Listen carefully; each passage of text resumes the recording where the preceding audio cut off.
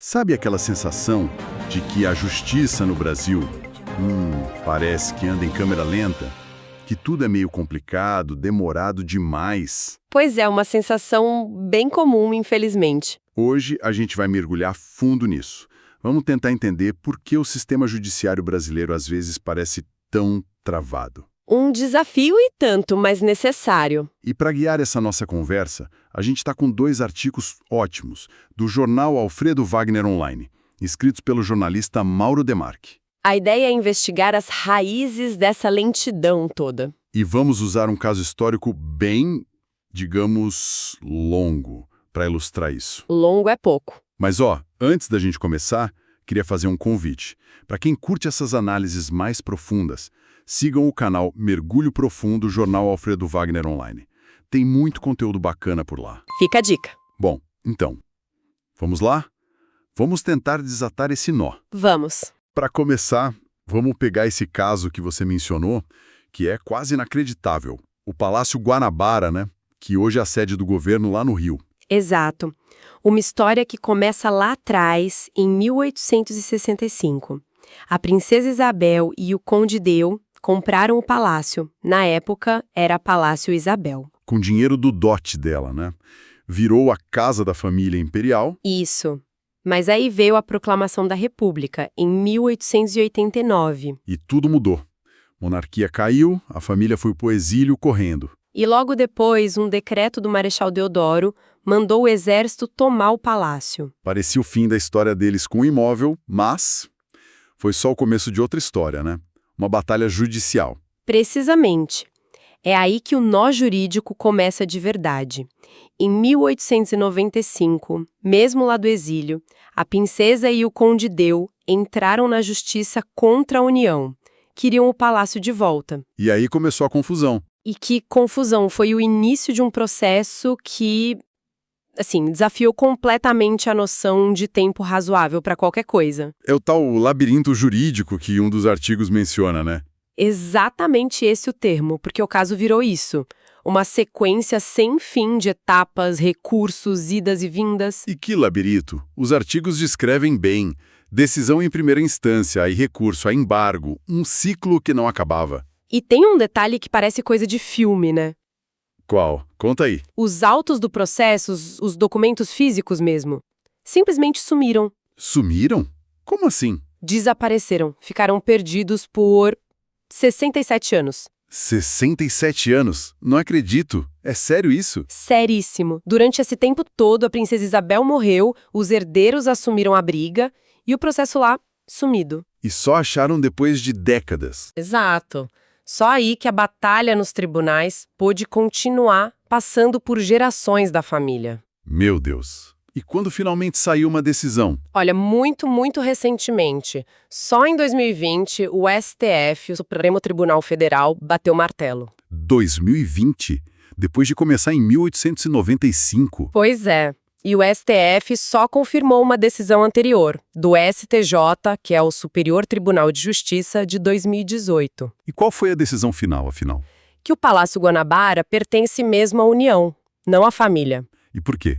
Qual foi o argumento? O ponto-chave foi entender que a família imperial tinha o direito de morar lá, o direito de habitação, mas não a propriedade formal do imóvel. Entendi. Uma diferença jurídica importante, mas que levou mais de um século para ser definida pela justiça. Exatamente, foi essa a interpretação que prevaleceu no final. 125 anos. De 1895 a 2020. É difícil até de processar esse tempo todo para resolver uma disputa de imóvel. É um tempo que desafia a lógica, né? Completamente. E o que isso diz sobre o nosso sistema de justiça? Diz muito. Como as fontes apontam, esse caso, apesar de extremo, ele não é só sobre um palácio. Ele vira um sintoma. Um sintoma de quê? Da dificuldade crônica do nosso sistema em dar respostas num prazo razoável. Essa lentidão toda gera custo, gera incerteza por décadas, afeta a vida das pessoas. É o retrato do labirinto jurídico que o outro artigo analisa mais a fundo, mostrando que o problema é maior. Perfeito. O caso do palácio é a porta de entrada para a gente entender as engrenagens que emperram o sistema todo. Porque casos assim que ganham muita atenção acabam mostrando um problema estrutural que afeta todo mundo, né? Mesmo quem tem causas bem mais simples esperando na justiça. Exatamente. Então, vamos olhar para esses elementos do sistema que causam essa lentidão e essa complexidade toda. Vamos lá. O que os artigos destacam como causas principais? Um ponto central é a quantidade absurda de recursos que a nossa lei permite. Mesmo depois de um tribunal importante decidir, tipo o STF, Ainda dá para recorrer. e como, tem um monte de coisa, embargos de declaração, que servem para pedir esclarecimento, mas na prática, Atrasou mais ainda. muitas vezes sim. Tem os embargos infringentes, que em alguns casos permitem tentar reverter a decisão dentro do próprio tribunal. Cada recurso desses é mais tempo. Meses, às vezes anos. Fora isso, tem os tais pedidos de vista, né? Que também param tudo. Isso, um juiz num julgamento colegiado pede mais tempo para analisar. É um direito dele, claro, para formar opinião. Mas na prática, Na prática, pode suspender o julgamento por semanas, meses, e o caso fica parado esperando aquele voto. Contribui muito para a demora geral. e tudo isso dificulta chegar naquela decisão final mesmo, né? O trânsito em julgado. Exatamente. Raramente isso acontece rápido depois de uma condenação, por exemplo. Tem todo esse caminho de recursos para esgotar. Tem a publicação oficial da decisão escrita, o acórdão. Que também leva tempo. Leva. Por isso que, às vezes, para a opinião pública, parece que o caso está resolvido. Mas a execução da pena mesmo demora para começar. Entendi. E tem um ponto delicado que um dos textos toca sobre a percepção pública, né? Quando as decisões saem perto de eleição. Ah, sim, isso é complicado. Mesmo que não tenha nenhuma intenção por trás, a coincidência de datas entre decisões importantes e períodos eleitorais pode gerar desconfiança, sabe? Tipo, as pessoas podem achar que tem alguma influência política. Exato. Pode minar a confiança na imparcialidade da justiça, mesmo que não seja o caso, é um problema de percepção, mas que afeta a legitimidade do sistema. E toda essa complexidade, esse monte de recurso, isso pode virar uma tática, né? Quem tem dinheiro usa isso a travor.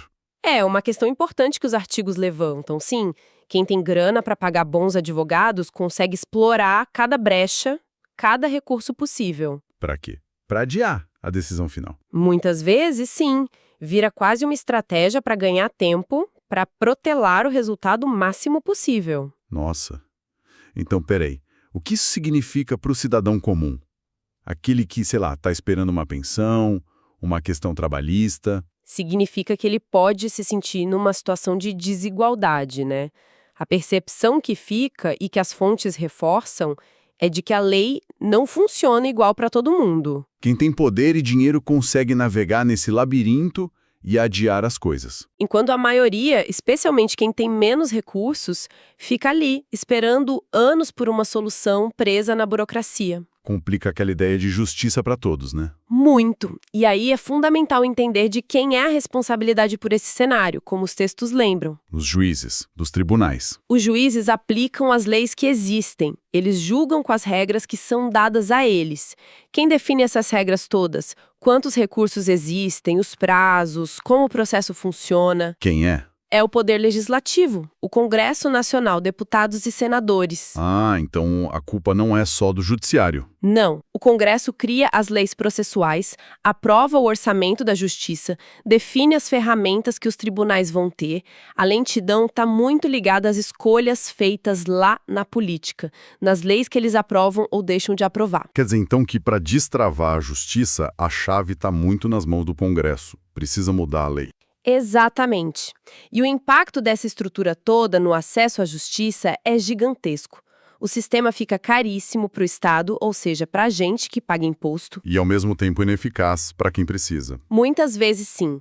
As consequências a gente vê todo dia. Demora em processo de pensão, disputa trabalhista, inventário, cobrança.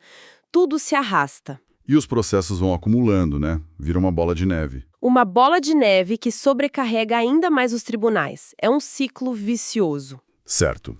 Vamos tentar juntar as peças, então, do que a gente conversou com base nos artigos. Primeiro, o caso do Palácio Guanabara.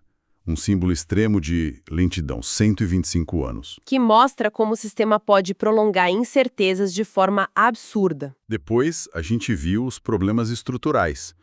O excesso de recursos na lei, a complicação dos procedimentos, os pedidos de vista. Coisas que estão no desenho do sistema mesmo, não são acidentes. Vimos a ligação forte com a política. O Congresso Nacional define as regras do jogo e o dinheiro da justiça. Um ponto crucial para entender por que as coisas são como são. E, por fim, o impacto real na vida das pessoas. Dificuldade para ter uma justiça rápida, a sensação de desigualdade e a frustração geral. Isso. Acho que esses são os pontos centrais que os artigos trazem. E qual a síntese final que emerge disso tudo? Onde está o nó principal? Olha, a conclusão que fica das fontes é bem clara. O problema maior não está só em casos específicos, ou em juízes, ou advogados que usam táticas para atrasar, embora isso exista. Onde está, então? Está no próprio desenho do sistema judiciário brasileiro. Nas leis, nos procedimentos, na quantidade de recursos e instâncias que foram se acumulando com o tempo. Então a grande pergunta que fica e que um dos artigos deixa no ar é: como a gente simplifica isso tudo? Como reduz essa montanha de recursos para que a justiça seja o que a gente espera? Rápida, acessível e realmente justa para todo mundo, não importa quem seja. É o grande desafio, né?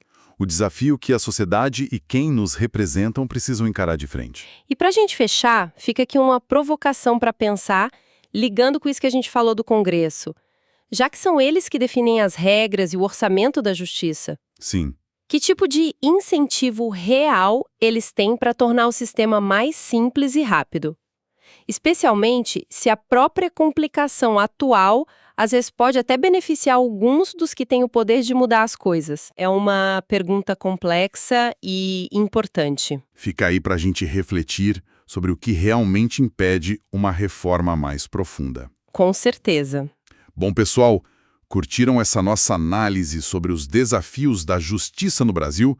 Se sim, não esqueçam, sigam o canal Mergulho Profundo Jornal Alfredo Wagner Online para acompanhar outras discussões importantes como esta. Vale a pena. Continuem com a gente nessa jornada de entender melhor o nosso país. Até a próxima.